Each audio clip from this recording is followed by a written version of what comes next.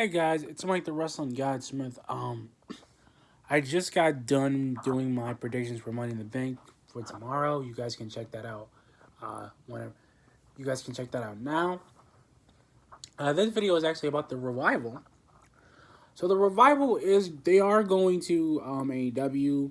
Their new tag team name is FTR, which means the revival. So because of Cody's tagline, he's been saying a lot. So I'm hoping they do good. I'm hoping that EY does good because I think EY has actually got a new gimmick. He calls himself the director. I don't know why, but it's the funniest thing in the world to me. I think he might. I think EY might be going Val Venus because I really think he might be going the Big Valboski. I think he might be going that way. I don't know why. I just got that vibe.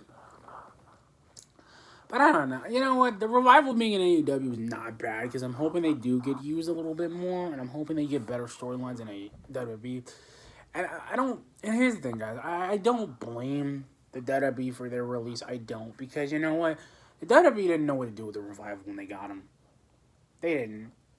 They didn't even take care of their reign, and I'm just like, where do we go? You know, where do we go with the revival? I don't hate the revival. I don't hate what they do. But where do you go? You know? Where do you go? Because here's my thing. I think Vince just screwed with them. I think Triple H did too, just putting them on different brands and sending them to Raw, which they should have just stayed on Raw and just got better and just dominated tag team without the New Day. Because the New Day just needs just to end. I don't hate the New Day, but here's my problem. The New Day, I'm just tired of the fact that every tag team that comes from NXT or anywhere, it's like, what are we doing? Like, where's the brains?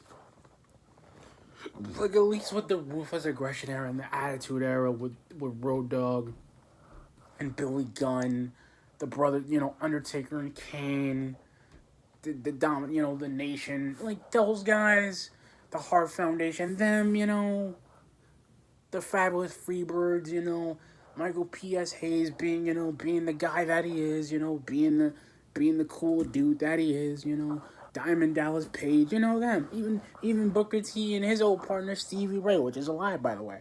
Like, and this is the thing, guys. I feel like we don't get enough. And this is that thing that WWE is at this point where I feel like they're disconnecting again. Because it's like I can watch a Raw and I'm just like I'm so tired of it because I'm like this is the same stories I keep getting. I keep hearing Charlotte. I like Charlotte, but I just can't stand the fact that she is just like she ridiculously is not the person. I'm just like what the revival could have been better if Shane didn't mess with them and put them in that goofy storyline with him being best in the world, which was the dumbest thing in the world to me. And you know what? I blame Shane McMahon. I blame him. I blame Shane McMahon. Why I blame Shane McMahon is because the fact of the dude didn't know what to do with him. He had all that talent in the world, and they didn't know what to do with him. They didn't know what to do with him. That's what made me angry at the fact because they didn't know what to do with him. They didn't know what to do with him, and I'm just at this point. Like I'm being honest, guys. Like I'm at this point in wrestling and even with WWE that because you've seen everything that's happened. It's not even worth. It's the same thing with AJ Styles. It's like you give this dude the opportunity to do what he loves to do, and then you give him some lackluster title, which was an okay one, but he wanted to fight everybody. He wanted to fight Dick Ziggler. He wanted to fight John Cena. He wanted to make sure that John Cena wasn't better than him. Like, dude, I've seen what you've done. I've seen who you are, dude. I know who you are because I've seen you in TNA. And that was even worse because they were WWE light. They were like a light beer you just didn't want to drink. But it was okay if you were thirsty. And I'm just like, you know what, the revival, I'm just like, why? Like, I kind of understood that they can't take it, but that's what I get with the world. Like, NXT gives us so many new talent. Like, even if Imperium does make it to the main roster, they're not gonna. The people are gonna bomb them, or they're gonna get buried. It's just gonna be a massacre. Because I like Fabian Eichner and Bartel. I love them. I love Imperium as a unit, as a faction. Even Walter and Wolf and everybody. You know, I like it. I like that they're actually a faction, they're a team, and they back it up with everybody. Even being individuals, they back it up. And I'm just like, you know what? This is the thing I'm seeing. Same thing with Matt Riddle and Timothy Thatcher. Like, I want them to be something. I want Matt Riddle and Pete Dunne to just go on the main roster and just start screwing with people. Because that would help. That would help. Because I felt like I just felt like the revival, and this is the thing, guys, like I said, and this is, I'm not, and I apologize, this is a long video. I'm explaining why I think them going to AEW is going to be a good spot. Because I'm tired of hearing, like, from Wrestle Talk, I'm tired of hearing from dudes that don't even know why they left are saying, oh, they weren't good, they weren't good, they didn't have a lot of pop. They did. It's just that nobody knew how to use that.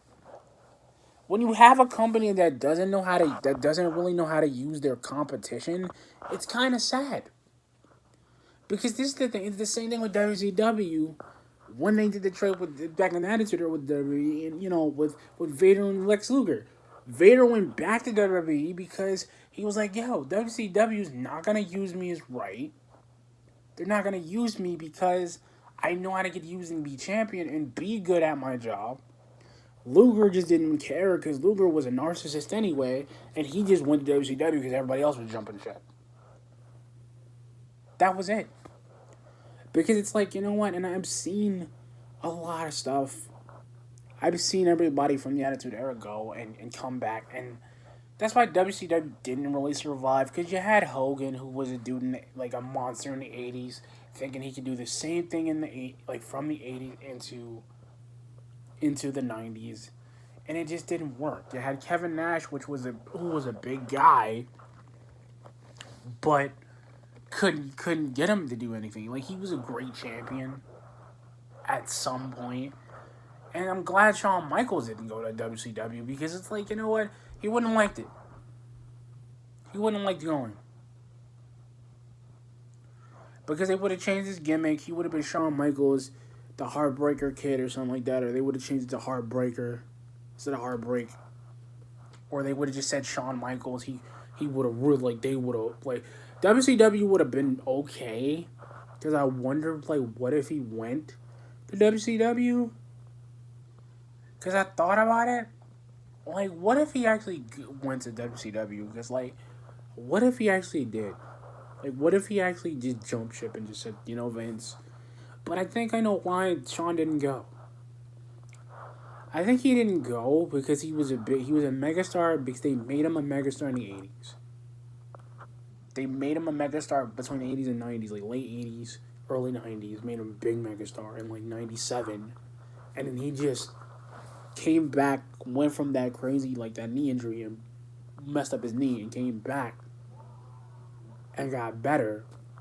Because it's like, sorry guys, I'm using a lot of references for this, but I'm just saying, like there's a lot of people that have done this, and it's like, I'm just like, they go to another company, and this is why I still think of this as the Wednesday Night War, because everybody who comes to the WWE from the WWE goes to AEW. Brody Lee went, and you know what? Not saying I don't like Cody, not saying I don't like MJF. I'm just saying, like, you know what? You don't need a trainer to go there. They could just pick you up and give you a contract. NXT can just give you a contract right then and there. Because I would have signed with them. And I would have been like, listen, I gotta get these fantastic matches. Can I negotiate my contract with you before I sign it? Because you're really like, well, what do you want? I'm like, listen, I don't want a lot of money, but I want enough money so I can get a personal driver. And I would have been like, listen, Do I get to be in the? Do I get to make my own path, or you guys are gonna give me some gimmick? I don't want a gimmick. I have my own gimmick that I made.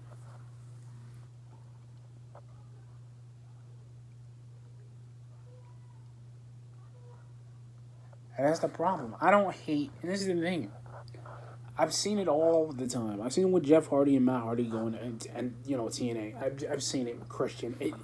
I've seen everything that they try to make us think we're better.